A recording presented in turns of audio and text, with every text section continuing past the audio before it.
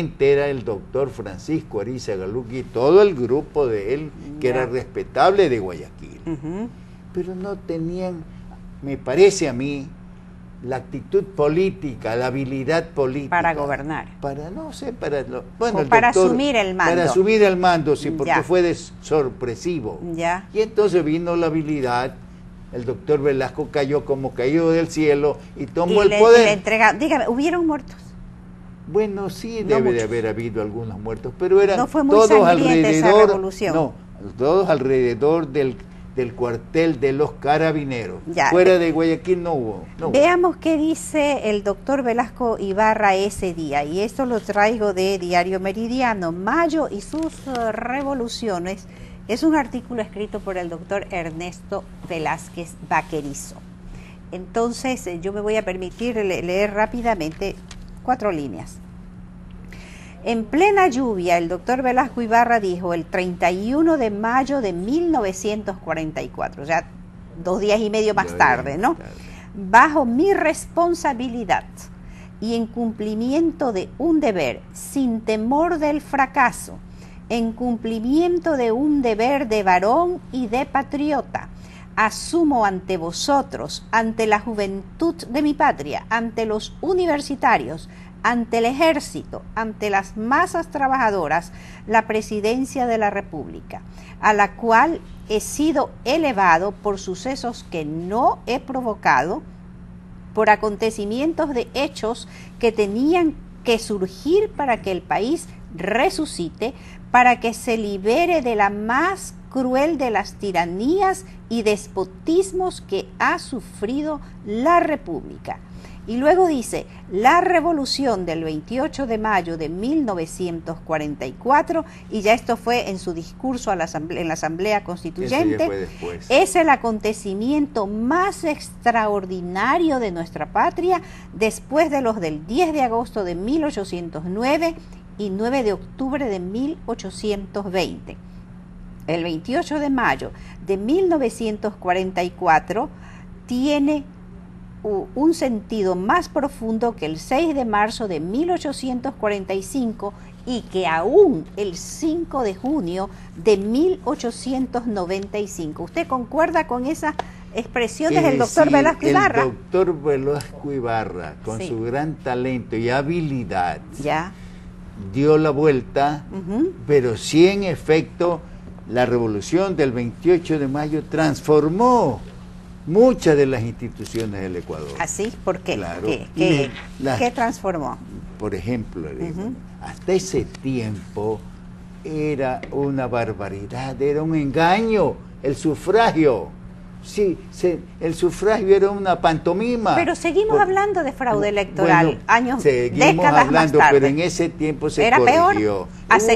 Pero antes, ¿cuántos votos necesitas? Y le mandaba un teniente político al otro.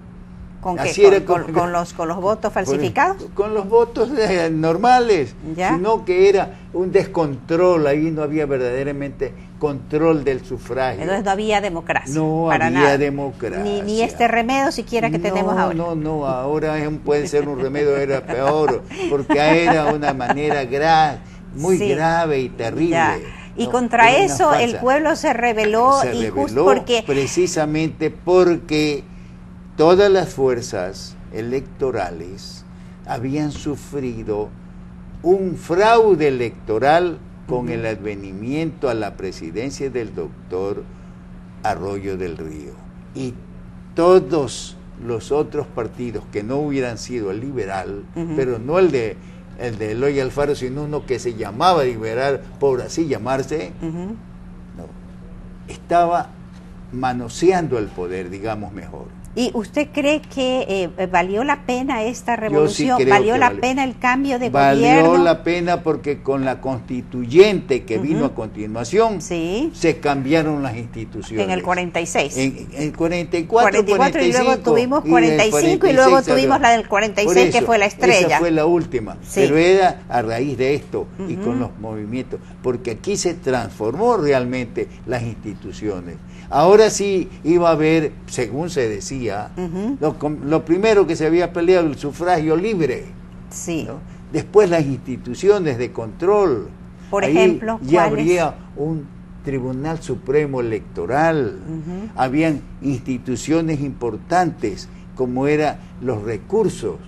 El recurso de habeas corpus es el primero que viene en ese tiempo, ¿no? Es decir, verdaderas conquistas. ¿Cuánto duró el periodo de Velasco Ibarra desde el 44? Bueno, Ya no allí se acuerda. sí que fue también corto, un ¿Sí? año creo que fue. Ya, porque él dice lo siguiente: cuando el presidente Velasco Ibarra denuncia, él me refiero al doctor Ernesto Velázquez Vaquerizo, dice, una frase revela la Revolución de Mayo.